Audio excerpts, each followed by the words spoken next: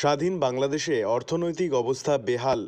পাথর কিনতে পারছেন না বাংলাদেশের ব্যবসায়ীরা, ফলে কার্যত পাথর রপ্তানি বন্ধ আছে চ্যাংড়াবান্ধার বুড়িমারি স্থলবন্দরে, যার ফলে সমস্যায় পড়েছে সে দেশের শ্রমিক থেকে শুরু করে ব্যবসার সঙ্গে যুক্ত হাজার হাজার মানুষ।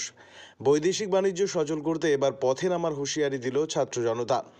কিছুদিন আগে বাংলাদেশের পাথর ব্যবসায়ীরা ভারতীয় ব্যবসায়ীর কাছে পাথরের দাম কমানোর জন্য চিঠি করে। ভারতীয় ব্যবসায়ীরা দাম কমানোর সিদ্ধান্ত না নেওয়ায় 1 ফেব্রুয়ারি থেকে পাথর রপ্তানি বন্ধ করে দেয় বাংলাদেশের ব্যবসায়ীরা।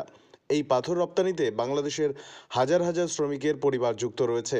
এতে বাংলাদেশের শ্রমিকরা হাহাকারে পড়েছে।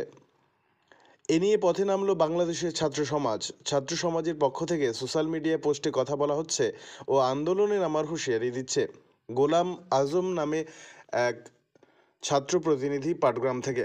আবার বাংলাদেশের সোশ্যাল মিডিয়ায় সিন্টু হাসান, তিনি সোশ্যাল মিডিয়ায় পোস্ট করেন, সিন্ডিকেটের হাতে পড়লে আপনাদের পোর্ট ধীরে ধীরে বন্ধ হতে পারে। বুড়িমারির স্থলবন্দর চালু রাখুন, রাঘব বোয়ালদের এড়িয়ে চলুন।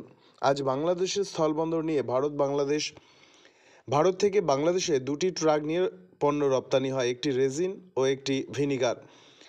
ভুটান থেকে বাংলাদেশে রপ্তানি হয় 31টি ট্রাক, 30টি ট্রাক ডলোমাইট পাউডার এবং এক ট্রাক কমলা রপ্তানি হয়।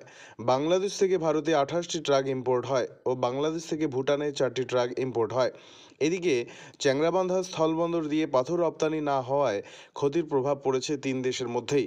সুবিধা পোর্টালের মাধ্যমে জানা যায়, যেখানে নিত্যদিন 300 ট্রাক যেত, আজ সেখানে 33টি ট্রাক এক্সপোর্ট হচ্ছে।